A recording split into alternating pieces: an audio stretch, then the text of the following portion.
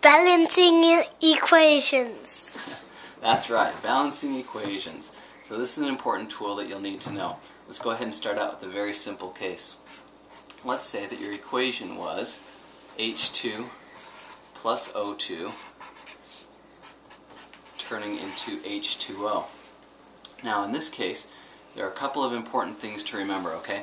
First, you need to have the same number of atoms of each type on both sides of this arrow. So we have 2 hydrogens on the left-hand side, we have 2 hydrogens on the right. You can see because of this subscript right here.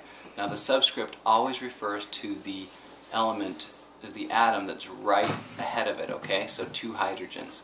Now you'll notice that with H2O, there's no number written after the O. If it's not written, it's implied that it's a 1. So 2 hydrogens, 1 oxygen.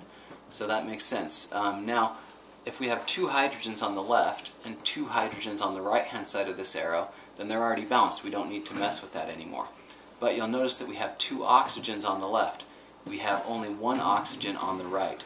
So we need to change this. Now you might be tempted to write a 2 there. Now 2 very important things happen when you do that. First, you've changed what compound you have. Instead of having H2O, which is water, you now have H2O2, which is hydrogen peroxide, a very different substance. So that's one reason that you cannot change that. The second reason, even more important, is that every time someone changes one of these subscripts, baby penguins die. Okay, so do not change it or baby penguins die. Alright, bad. Okay, let's try this again. So let's go ahead and set up our same equation, H2O on the right. Now 2 hydrogen, so that's okay. We have 2 oxygen on the left, only 1 on the right. Let's go ahead and put a 2 out front. Let's change the coefficient, not the subscript.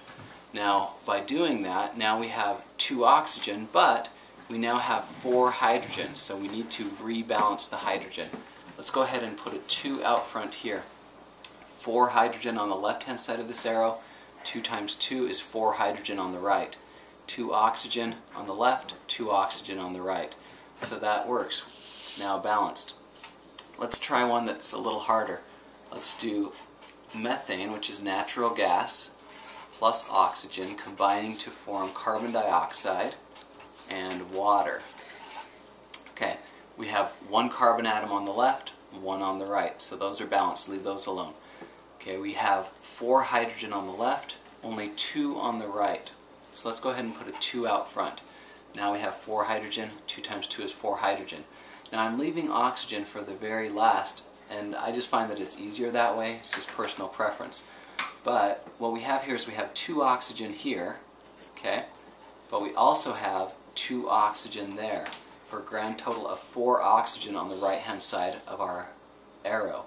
That means that we need to put a 2 here in front of this O2. That gives us 4 oxygen. Now, we can go ahead and check our carbons, hydrogens, oxygens, make sure they're all balanced. And indeed they are. So let's go ahead and try another one. How about aluminum plus Cl2 reacting to form aluminum chloride, AlCl3. Now in this case, we already have 1 aluminum on the left, 1 aluminum on the right. So those are balanced. Let's leave those alone. Now we have 2 chlorine on the left, we have 3 chlorine on the right. Now, okay. Now let's see. We have 2 on the left, 3 on the right. Now, if we can't change the subscripts, right? Because baby penguins die. So instead, what we're going to do is, if you ever run into this problem where you have an even, odd number, I like to double everything I already balanced. So I already balanced the aluminum, so let's change the 1 that's in front, change that to a 2. Let's also put a 2 in front of this aluminum. Now what we did is that kept our aluminums balanced. 2 aluminum, 2 aluminum. Okay, we now have 2 times 3, which is 6 chlorine. So let's put a 3 here. Now we have 6 chlorine there. Okay, and we have a nice balanced equation. Let's go ahead and try one more. Okay, let's say that you have C6H12O6 you're going to go ahead and burn that in the presence of oxygen to make, again, carbon dioxide and water. Now, we have 6 carbon, 6 carbon. We have 12 hydrogen, so let's put a 6 here. That gives us 12 hydrogen. Now, again, I left oxygen for the end, which is, I think, a good idea. Now, let's go ahead and add up how many oxygen we have. We have 6 times 2, which is 12 oxygen here. We also have another 6 oxygen here, giving us a grand total of 18 on the right-hand side. On the left, we have 6 oxygen here, and then we have a 2 there. But we could put a coefficient here. We could put any coefficient we want in front of that oxygen. So what we're looking for is for some number here that will make this entire thing add up to 18.